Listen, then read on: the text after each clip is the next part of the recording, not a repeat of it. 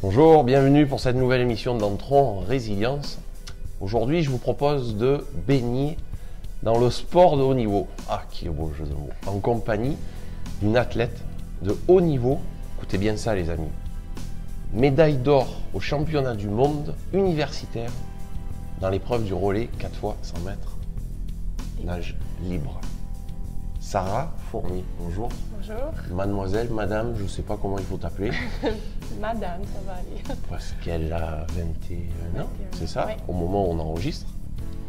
Parce que peut-être que vous écoutez cette émission au moment où elle sera championne du monde. C'est quoi l'épreuve préférée en natation? Puisqu'on parle de natation aujourd'hui, au fait.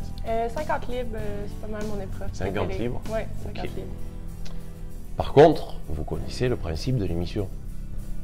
On n'est pas là pour parler uniquement de sport de haut niveau, la natation en particulier.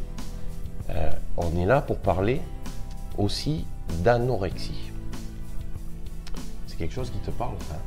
Oui, énormément. Oui.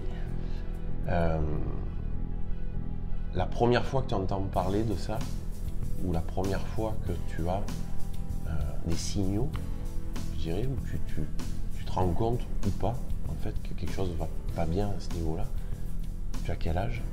J'avais 15 ans à l'âge. Oui, j'avais 15 ans. Ok. Quand on dit que ça touche énormément de jeunes, ben, tu es là pour le confirmer. Oui, en effet, ça touche énormément de jeunes. C'est fou à quel point des petites phrases ou peu importe peuvent affecter autant les filles que les garçons. Là. Ah ouais? Oui, Okay. autant les filles que les garçons. Est-ce que il n'y a pas un déclencheur, mais la première fois où tu te dis bah, je vais arrêter de manger, là, est-ce qu'il y a quelque chose au moment qui se passe de précis où c'est diffus dans le temps à ce niveau-là?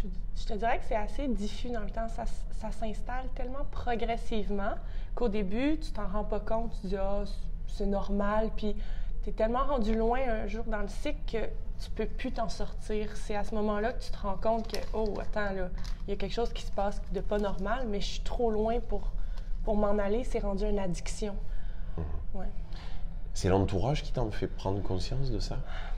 Ou c'est toi au Moyennement, départ? un peu des deux, je pense. Je pense que en tant que personne, on s'en rend compte qu'on n'est plus bien avec nous-mêmes, que la nourriture prend tellement de place dans notre esprit. On pense juste à ça, on calcule, on se dit où est-ce que je vais couper, où est-ce que qu'est-ce que je peux ne pas manger, qu'est-ce que j'ai le droit de manger.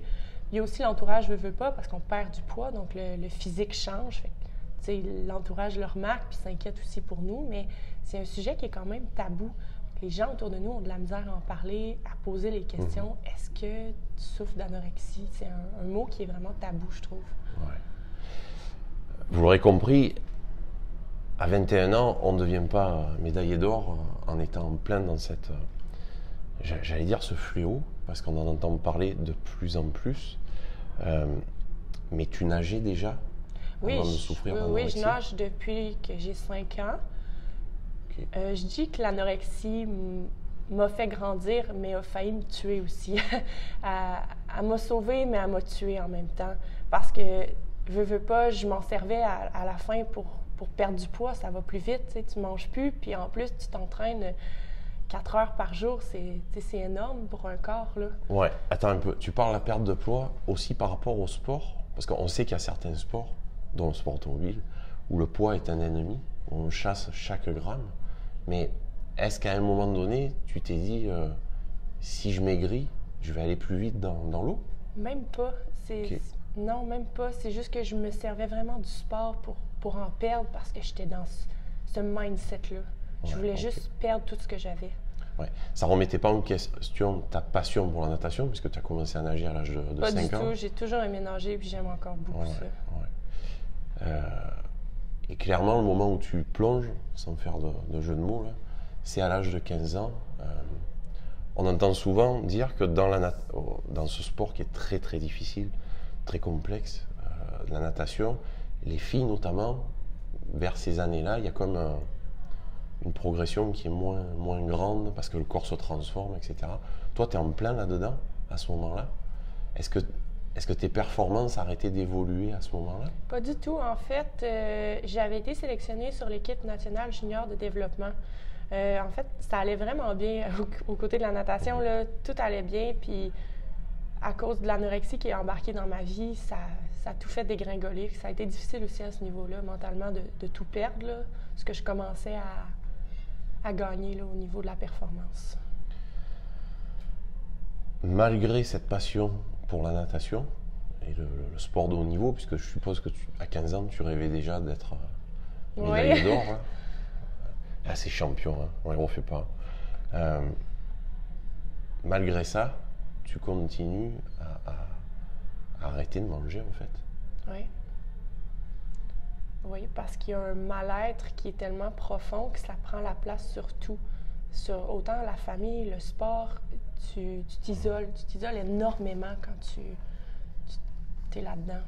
Ouais. C'est ça qui est difficile pour les proches autour de nous, parce que plus on va loin dans l'anorexie, plus on s'isole. Donc, c'est tellement difficile d'approcher ces gens-là sans qu'ils nous rejettent que c'est difficile de les aider. Si tu avais été, toi, à la place de ces gens qui t'entourent, là, comment tu penses que tu l'aurais vécu, ça? Difficilement. Ouais. Vraiment, là, je les trouve très courageux d'avoir été capable de me soutenir toutes ces années-là. Ça a été long là, avant que je m'en sorte. Vous avez vu, elle est grande, mais elle a une petite voix. Hein? Ouais. Tu peux les regarder et leur parler super fort. Hein? Ouais, mais ça, je passe pareil. Ça a été long avant que je m'en sorte réellement. Puis ça a été le fun d'avoir des gens qui, même si, mon Dieu, j'étais pas facile à vivre, là, ben, qui me supportent, puis qui soient là pour moi, puis qui se découragent pas. Puis vraiment, là, j'ai du monde génial autour de moi. Puis c'est important d'être entouré, je pense. Ouais, puis je suppose que ça doit pas être évident quand tu es un parent, notamment, là, que tu as nourri ton enfant, etc., de le voir dépérir et refuser de s'alimenter. Exactement. Puis c'est tellement un sujet qu'on n'aborde pas que c'est difficile pour un parent de faire comme, ben je t'oblige à manger. Ça doit être assez ardu pour vrai. Et justement, en parlant d'obligation, qu'est-ce qui, toi, t'énervait le plus à entendre? Tu sais, du style, ben là, mange, je sais pas, ou... C'est quoi le plus difficile? J'avais l'impression d'être incomprise. J'avais vraiment l'impression que les gens comprenaient pas la problématique. Tu sais, mais pourquoi tu fais juste pas manger? Pourquoi? Ouais, juste pas manger. Oui, juste pas manger. Mais pour moi, à ce moment-là, c'était énorme, là. C'était énorme, puis c'était tellement difficile, puis j'avais tellement de difficultés à m'exprimer que c'était pire parce que je me fâchais contre ces gens-là, puis je m'isolais encore plus. Ouais. On pourrait faire une équipe de comiques à deux, parce que je ne sais pas si vous avez vu, moi j'emploie le terme de plongée dans la maladie, alors qu'elle est nageuse, puis notre Sarah nationale, elle nous emploie le terme énorme pour parler d'anorexie. Donc, Ouais. Malheureusement, l'humour, ça suffit pas dans ces périodes-là. Comment tu fais pour nager, pour continuer à t'entraîner en perdant du poids régulièrement, je suppose, puisque c'est ça l'objectif, c'est de perdre du poids? C'est jamais assez, c'est ça. Okay. Il y a beaucoup de gens qui disent ça, puis c'est vrai. Tu te dis au début, ah, OK, je vais perdre 5 livres. Puis là, tu es rendu à l'objectif sur la balance, tu le vois que tu as perdu 5 livres, puis tu fais, ah, mais pourquoi pas 2 de plus, 3 de plus? Puis tu es rendu à la fin que tu vois, mais c'est pas 2 de plus que tu as fait, c'est 30 de plus. Puis ça descend, puis tu es contente. Et c'est jamais assez? C'est jamais assez. Ça va être assez quand tu vas être à zéro, mais quand tu es à zéro, tu n'es plus là. Tu parlais des gens, du regard des autres, là, oui. Parce que forcément ça doit se voir, l'entourage le remarque, etc. Surtout quand on nage plusieurs heures par jour. Parce que je ne sais pas si vous êtes au courant, mais elle se lève à 4h du matin pour aller s'entraîner. Moi, personnellement, même une douche à 4h du matin, on oublie ça. Mais bon. Comment, quand toi tu te regardes, ou quand on se regarde, alors qu'on est anorexique, dans une glace où les yeux fonctionnent de la même manière, le regard que tu as sur toi, qu'est-ce que c'est à ce moment-là? Physiquement, je parle. Hein? Oui, c'est différent. C'est tellement compliqué à expliquer. Les yeux, oui, fonctionnent de la même façon. Notre capacité à voir ne change pas, mais le mental est tellement fort, puis le mental est malade. Donc, il crée une distorsion. Fait il crée comme une façon de voir différente. On se voit énorme, on se voit... C'est fou la distorsion qu'il peut avoir. Là. On peut se voir peut-être 30 à 20 plus énorme là, facilement. Là. Fait tu te regardes dans une glace, puis tu te trouves gros, puis la personne à côté de toi, elle dit « Mais non, voyons, t'as juste les os sur la peau, Sarah. » Tu sais, réveille, mais tu le vois pas. C'est incroyable comment le mental est fort. Ouais, on comprend mieux la complexité de ce fléau, là, comme je l'appelle. C'est pas le bon nom, mais j'en ai pas d'autre. Mais c'est un fléau. Ben, surtout dans une société, on va dire, moderne, où on n'est pas dans un pays non, parce que famine, quoi. Toutes les annonces qu'on voit sont portées sur le corps parfait. Veux pas, ça vient jouer, là. Ouais. Tu parlais que le mental était plus fort que tout. Mais en même temps, c'est un raisonnement déraisonné, puisque même si à ce moment-là, tu te trouves trop grosse encore, qu'il faut encore perdre du poids, la réalité, c'est le contraire. Parce que, on en a parlé un peu hors antenne, à un moment donné, tu es obligé d'arrêter de nager. Oui. Pas juste parce que tu n'as plus de muscles ou que les performances diminuent, c'est parce qu'il y a un risque pour ta vie, c'est ça? Oui, exactement. J'ai été hospitalisée parce que mon cœur, dans le fond, c'est le dernier muscle qui va... Tu sais, le corps va essayer de se battre, il va arrêter plein de fonctions, mais le cœur, c'est vraiment le dernier, en dernier recours, là. Donc, c'est ça, j'ai été hospitalisée en 2012, la première fois.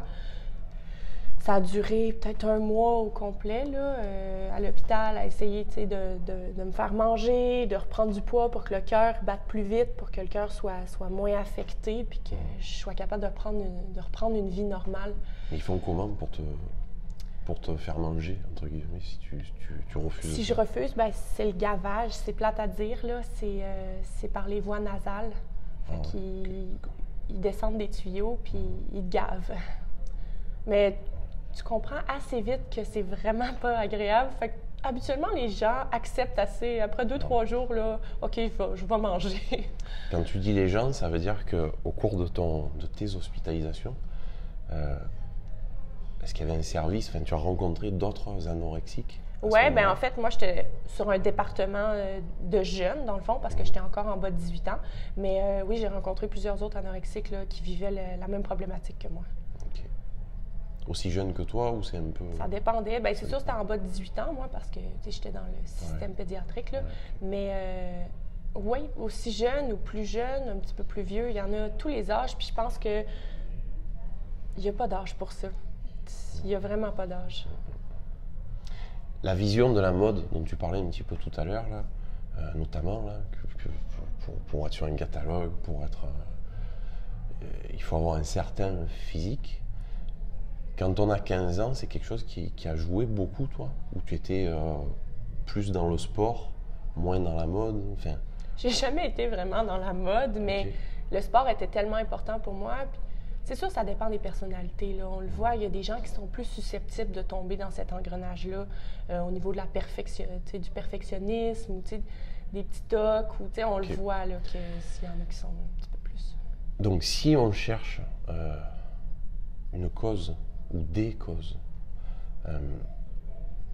est-ce que toi, tu peux mettre le doigt sur une période de ta vie ou sur des événements? Encore une fois, si tu veux en parler, hein, parce qu'il n'y a pas de côté intrusif, je le dis, je le répète dans cette émission, c'est sur des facteurs déclencheurs. Le sport, on a compris que, oui, il y a la performance, machin, le truc ou quoi, mais à la limite, tu es revenu tu es peut-être sorti aussi de l'anorexie grâce à la natation. Ouais. Mais au départ, puis après on va passer à un autre appel, comme on dit, qu'est-ce qui a bien pu faire chez Sarah Fournier que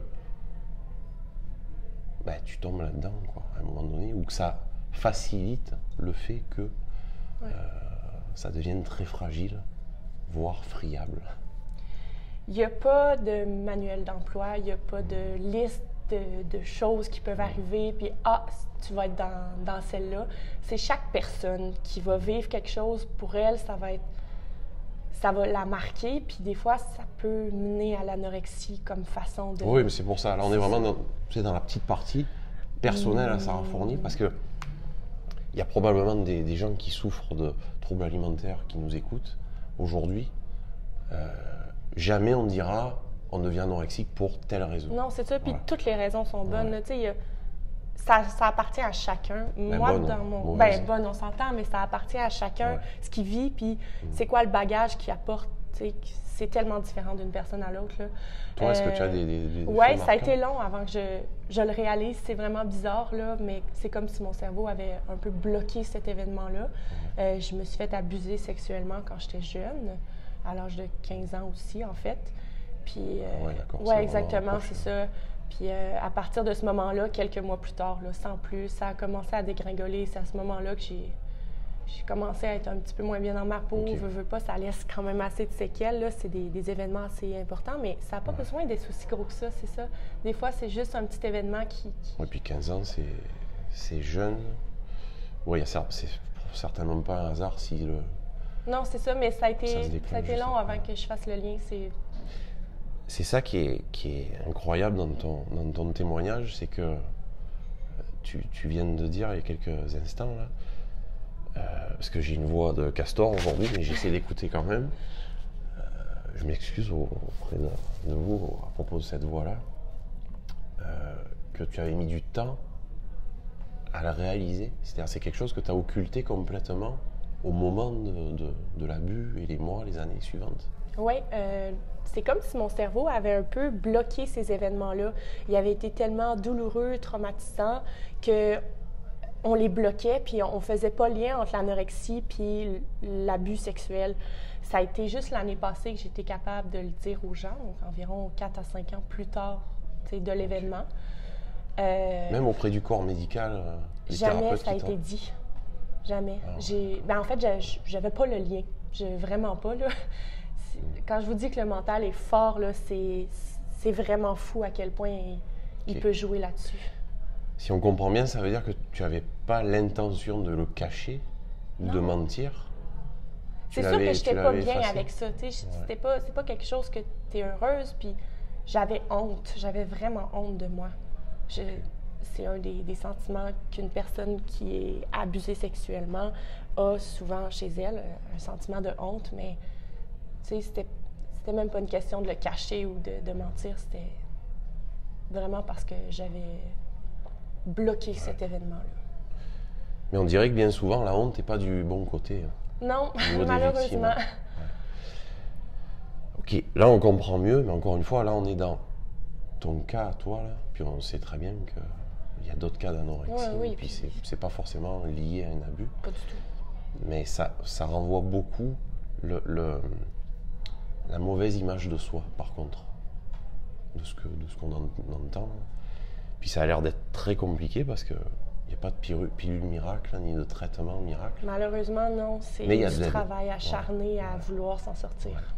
Puis à côté du côté, bravo, bonjour l'ambiance, du côté thérapeutique des thérapeutes, ben, il y a des témoignages comme le tien aussi qui peuvent probablement aider beaucoup de gens.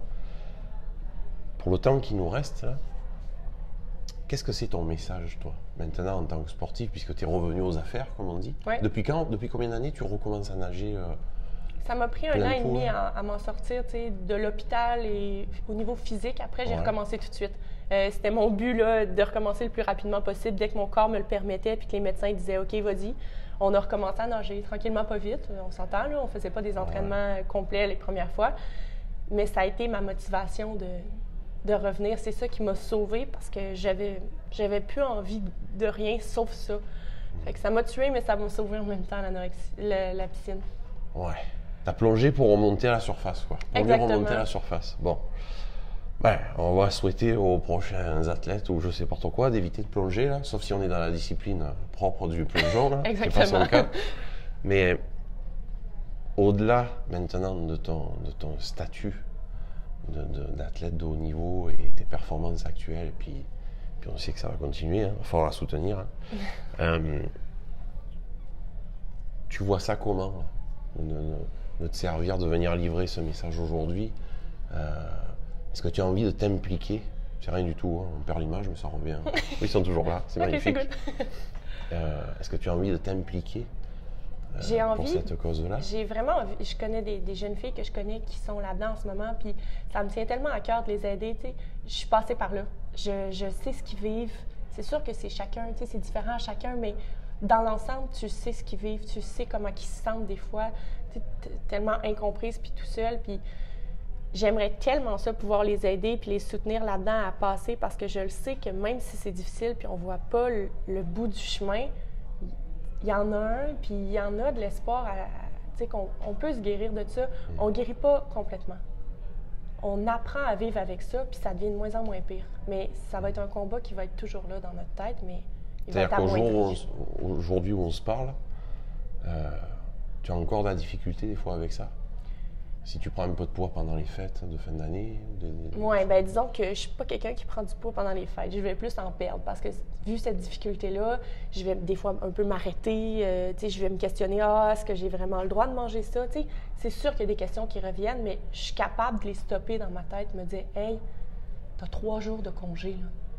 Tu peux-tu relaxer? Ouais. Puis juste comme, c'est correct, là. Puis c'est pas un bol de souper de plus ou je sais pas quoi qui va faire changer les choses, là. C'est tellement pas grave. Puis au pire, là, ben on va leur perdre le poids si on n'est pas bien avec notre corps, là.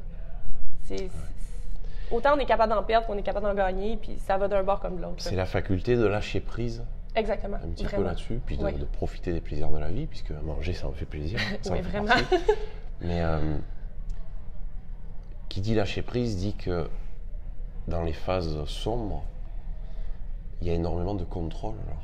C'est ça? Oui, ben en fait, c'est une recherche d'un contrôle parce que souvent les gens disent que c'est parce qu'on a perdu le contrôle à quelque part que l'anorexie va survenir parce qu'on veut rattraper ce contrôle-là à quelque part d'autre. Mais dans ton cas, ça correspond. Exactement. Tu as perdu le contrôle. J'ai vraiment perdu le contrôle. Parce que tu as été abusée? J'ai voulu reprendre le contrôle, mais d'une autre façon parce que on a décidé que c'était comme ça. Là. Je ne sais pas pourquoi c'est arrivé de cette façon-là. Là. Toi, c'est passé. C'est certain qu'on t'aurait souhaité d'avoir cette prise de conscience, de relier les événements plus tôt pour être sur la phase de guérison plus vite. Mais c'est important de témoigner de la sorte parce que ça peut servir à l'heure actuelle à des gens qui nous écoutent, qui sont dans le même passage sombre que celui où tu as été. Oui, puis même si c'est ça, comme je vous dis, là, ça paraît énorme, ça paraît sans fin, puis il n'y a pas de but à tout ça. Oui, il y en a un but, puis juste de profiter de la vie, d'arrêter de se questionner constamment, à penser à la nourriture ou quoi que ce soit, c'est tellement le fun. Il y a une pression qui s'en va quand on est capable de profiter vraiment, puis c'est vraiment une pression qui s'en va de nos épaules. Là. Je suis capable de me détendre. Surtout qu'on ne parle pas juste de stress au quotidien, on parle de mettre sa vie en danger. Oui, vraiment. Ce qui a été ton cas. Oui, exactement. Je me suis rendue assez basse, là, mais j'ai été capable de remonter, puis j'en suis vraiment fière, sérieusement. Là. Parce que là, tu parlais de 30 livres, où c'était facile de perdre 30 livres. Là, je peux vous dire, elle est je ne sais pas si vous avez vu, là, c'est très rare que j'ai une invitée, en étant aussi bien droit, qui ait la tête au même niveau que la mienne. Elle est très grande. On ne peut pas dire qu'elle soit... D'accord? Par rapport à ton poids actuel, tu es descendu de combien de livres, à peu près? Environ 80 livres. 80 livres? Oui, c'est sûr que je pesais un peu moins à cet âge-là, veux pas, puis j'étais un petit peu moins grande. Maintenant, j'étais à 6 pieds 1. Dans le temps, j'étais à 5 pieds 11 peut-être. Mais j'ai descendu d'au moins 60 livres de ce que j'étais avant. OK. On va traduire parce qu'on a écouté des deux côtés de l'Atlantique. Là. OK, ouais. 60 livres, tu disais? Oui, c'est environ... Ça fait 45 kilos, ça, je pense? 50 kilos? Non, 40 kilos, je sais pas. Attends, combien de livres? 60 livres? 60 livres, c'est environ 27 kilos. Ah, c'est pas plus que ça? OK. Non, parce déjà, que 30 kilos de moins, je me demande, je sais pas, comment elle a fait pour les enlever, mais bon... et 6 pieds 1, ça fait pas mal 1m83, 84. On est bien content que tu sois à 6 pieds 1 et à ton poids actuel. Oui. le message, encore une fois, que tu nous livres, c'est au-delà des thérapeutes, au-delà des gens qui vont intervenir en conférence, parce qu'en plus, tu as un statut de sportif, puis je me trompe pas en disant que prendre un peu de poids en muscle, c'est pas mauvais Pas du tout. Puis pour ton sport. le muscle pèse plus que le gras. Fait que ça monte vite, mais en même temps, je veux dire, je reste quand même assez mince. Là. Puis en natation, on voit des nageuses très grandes, on voit des nageuses... Donc, c'est très musculaire. Faites du sport, parce qu'apparemment le sport, ça aide aussi pour ce genre de problématiques. Au-delà du sport, tu vois ça comment pour la suite d'amener ton statut de sportive pour aller porter ce message-là? Parce que tu en es un peu à ça, bien, je pense que c'est important d'en parler, puis d'exprimer le fait que oui, on peut s'en sortir, puis même si c'est difficile, là, c'est vraiment important d'en parler, puis que ce soit vous qui parlez de vos problèmes, il ne faut vraiment pas être gêné de parler aux gens qui sont autour de nous puis d'aller chercher les ressources parce que c'est ça qui va vraiment nous aider. Là. Rester seul avec ses problèmes, s'isoler, c'est vraiment pas la solution. Là. Même si c'est ça qu'on a envie de faire sur le moment parce qu'on file mal puis qu'on ne veut pas déranger les gens ou peu importe, c'est vraiment important d'aller parler, de s'exprimer. Puis, juste, hey, je vais mal aujourd'hui. Puis, c'est tout. Là. Pas besoin d'embarquer dans les détails, mais au moins que quelqu'un soit au courant, je pense que c'est vraiment important. Tu as conscience qu'il y a certaines personnes qui t'écoutent, là, qui vont avoir du mal à le prendre, ce message-là. Comme toi, probablement, tu as eu du mal à le prendre. J'aurais été fâchée, offusquée si on m'avait dit ça à ce moment-là, mais prenez le temps d'y réfléchir. Puis je pense que c'est ça, que ça reste un peu dans la tête, puis que ça évolue. Je pense que c'est ça qui est le plus important parce que je ne m'attends pas à ce que vous alliez tout de suite parler de tous vos problèmes à tout le monde, là, puis c'est pas ça le but non plus. Mais de trouver une personne de confiance ou juste appeler à un centre d'aide, là, il y en a tellement, là.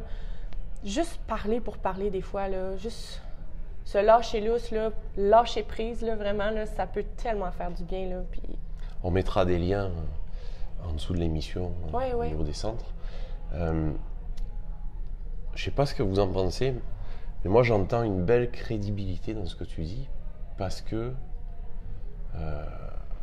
tu nous as livré dans ton message également que toi ton combat il n'était pas terminé, puis il serait probablement jamais, mais le fait d'être en alerte, là, en éveil, ça veut dire que si demain tu as un passage qui va moins bien, tu en es là. Tu es rendu à dire, et en ce moment, c'est plus difficile.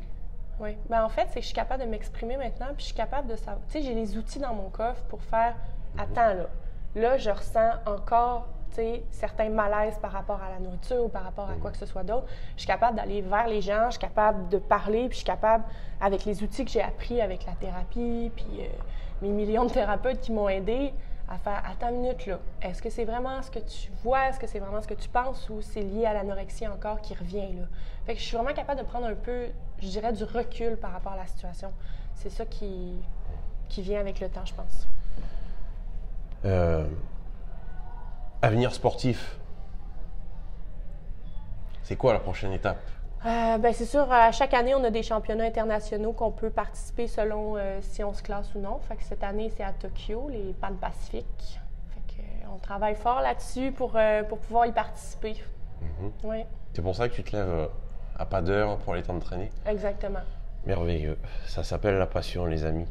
Est-ce que, pour quasiment conclure, soit à ton retour en compétition ou avec les bons résultats qui arrivent, c'est quelque chose qu'on t'a rebalancé dans la face? Est-ce que c'est un moyen, est-ce que tu as déjà senti, sans nommer personne, là, que c'était un moyen de pression? Là, tu sais, comme quand on est trop grand à l'école, on se fait pointer du doigt, ou qu'on est trop ci ou là, de dire, tiens, c'est celle qui allait pas bien dans sa tête, ou tu sais, ce genre de méchanceté.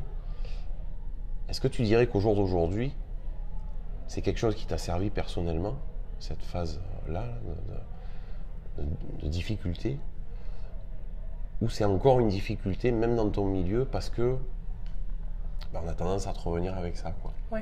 C'est sûr qu'on me revient un peu là-dessus, puis on me pose des questions, mais je pense que je l'accepte. Ce qui s'est passé, le plus important à un moment donné, c'est de l'accepter puis de lâcher prise sur « Ah, il m'est arrivé ça, il m'est arrivé ci ».